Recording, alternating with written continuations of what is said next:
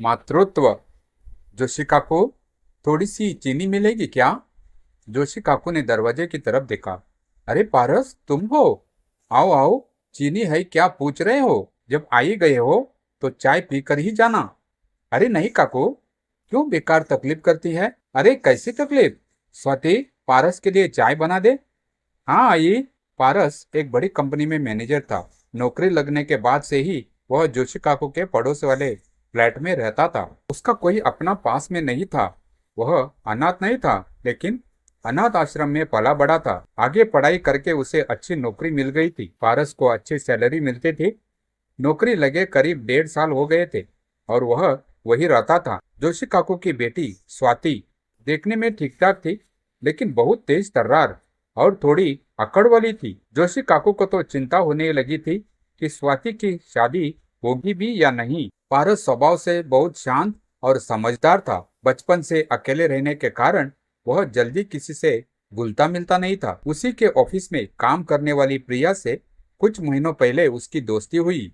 धीरे धीरे यह दोस्ती प्यार में बदल गई। प्रिया भी पारस की तरह ही शांत और मिलनसार थी। उसके पिता नहीं थे, उसकी माँ और बड़ा भाई ही उसका परिवार थे। इधर जोशी काकू चाहती थी कि स्वाति की शादी पारस से हो जाए। स्वाति को भी पारस पसंद था। उधर प्रिया ने अपने घर में पारस के बारे में बता दिया था। दोनों की शादी करने का फैसला हो गया। पारस प्रिया की माँ और भाई से मिलने गया। उसका अच्छा स्वभाव और अच्छी नौकरी देखकर उन्होंने तुरंत शादी के लिए हाँ कर दी। एक दिन शुभ मुहूर्त देखकर बहुत ही सादे तरीके से भगवान और ब्राह्मण की साक्षी में पारस और प्रिया की शादी हो गई।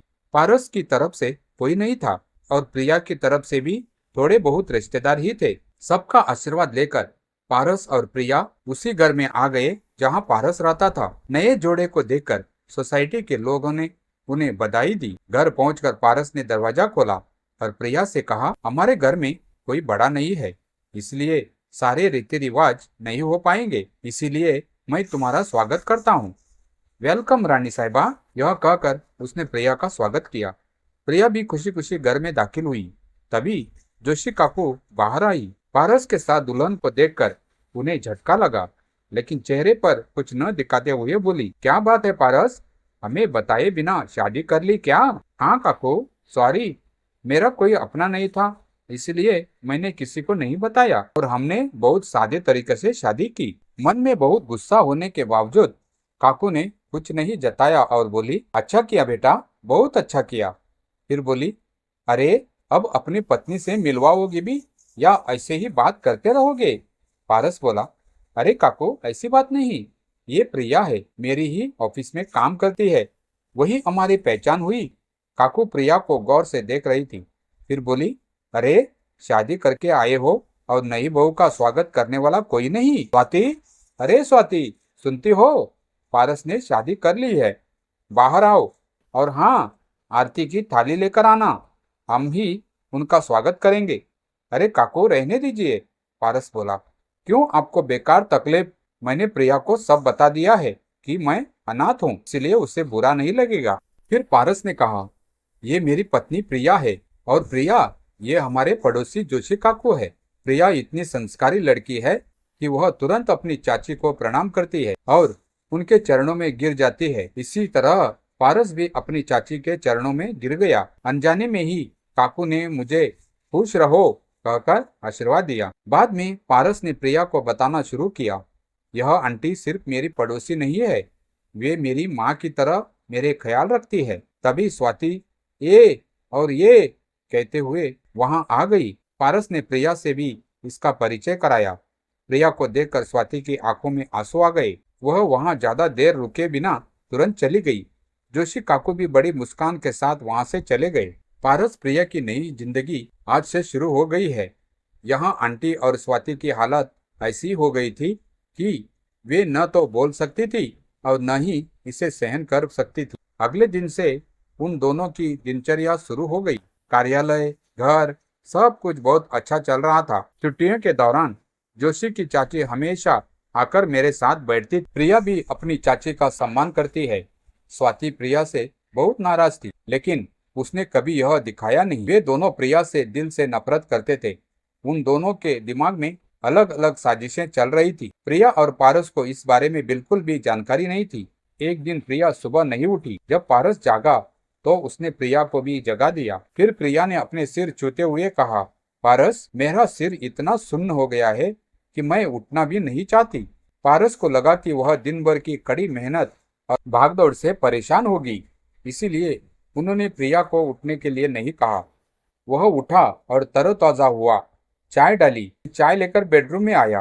प्रिया को आवाज दी, उठो रानी साहिबा, चाय हाजिर है। प्रिया ने आंखें खोली। पारस उसके बगल में बैठा था। उसके हाथ में चाय का प्याला था। उसने पारस की ओर देखा और उसे इतना प्यार करने वाला पति देने के लिए भगवान का शुक्रिया अदा की। फिर उसके साथ कुछ घटित होने लगा। वह बिस्तर से उठी और वॉशरूम की ओर भागी। क्या हुआ प्रिया? पारस ने उसका पीछा किया। प्रिया को उल्टी हो रही थी। पारस डरा हुआ था। वह घबरा कर बाहर आया। पारस ने उसका हाथ पकड़ा और उसे सहारा देकर बिस्तर पर बिठा दिया। मैंने तुरंत अपना मोबाइल निकाला और डॉक्टर को फोन किया। पास ही में एक परिचित डॉक्टर मौजूद था। पारस ने उनसे अनुरोध किया। उन्होंने कहा कि वे 10 मिनट में वहां पहुंच जाएंगे। पारस को इस बात की चिंता थी कि प्रिया के साथ अचानक क्या हो गया था। प्रिया समझ रही थी, मुझे कुछ नहीं हुआ, चिंता करने की कोई जरूरत नहीं है। तभी दरवाजे की घंटी बजती है। पारस झटपट उठकर दरवाजा खोलता है। चलिए डॉक्टर साहब, देखिए, प्रिया की तबीयत अचानक बिगड़ गई है। उसे क्या हुआ है? पारस ने चिंतित स्वर में डॉक्टर से पूछना शुरू किया। डॉक्टर ने कहा, कृपया पहले मैं जांच करता हूँ। डॉक्टर ने दवाइयों की थैली पकड़े हुए कहा। पारस, हाँ डॉक्टर, प्रिया को क्या हुआ? डॉक्टर ने हंसते हुए कहा, चिंता की कोई बात नहीं है। आपका मतलब डॉक्टर क्या है? ओहो, आप पिता बनने वाले हैं। डॉक्टर साहब, आपका क्या कहना है?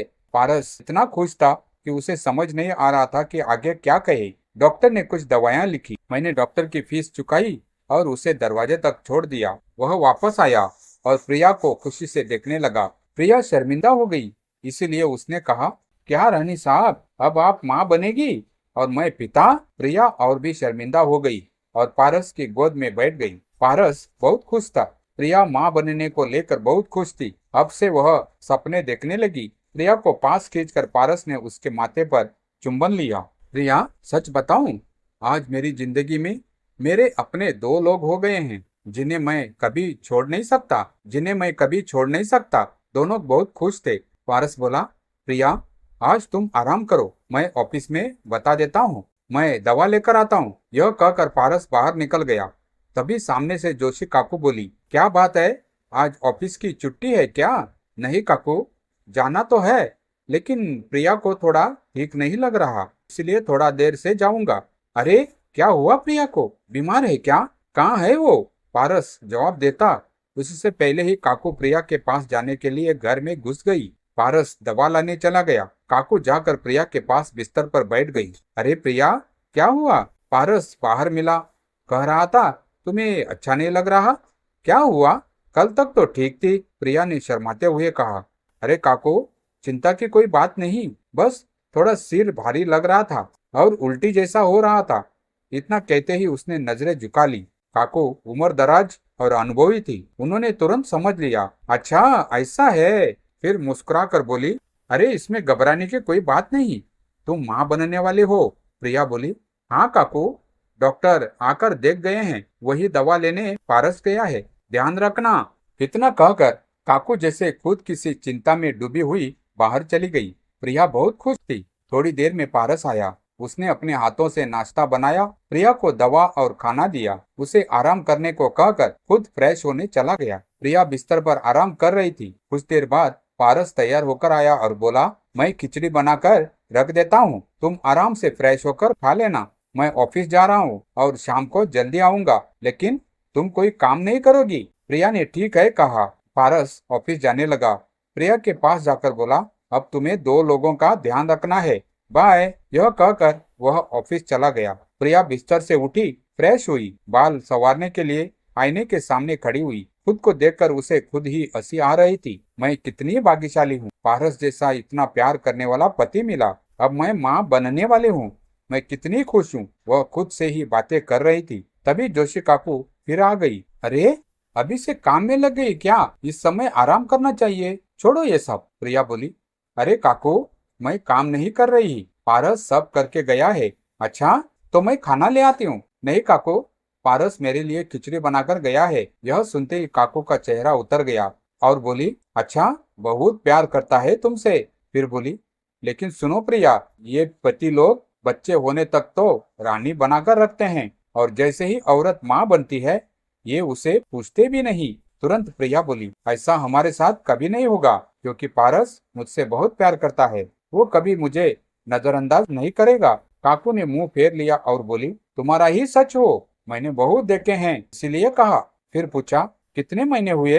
प्रिया बोली, 2 महीने हो गए, तारीख भी मिस हो गई। ठीक है, कहकर काकू जाने लगी। दरवाजे पर पहुंचकर फिर मुड़ी, ध्यान रखना, घर में कोई बड़ा नहीं है इसलिए कह रही हूँ। लेकिन उनकी बातों में कहीं न कहीं कुछ अलग ही भाव छिपा हुआ था। प्रिया ने उनकी बातों पर ध्यान नहीं दिया। तभी मोबाइल की घंटी बजी। फोन पारस का था। हेलो पारस, क्या हाल है रानी साहिबा? कैसी तबीयत है? ठीक हूँ। तुम ऑफिस पहुंच गए?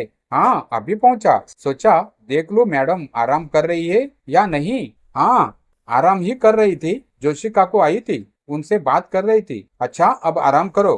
चलो, रखता हूँ।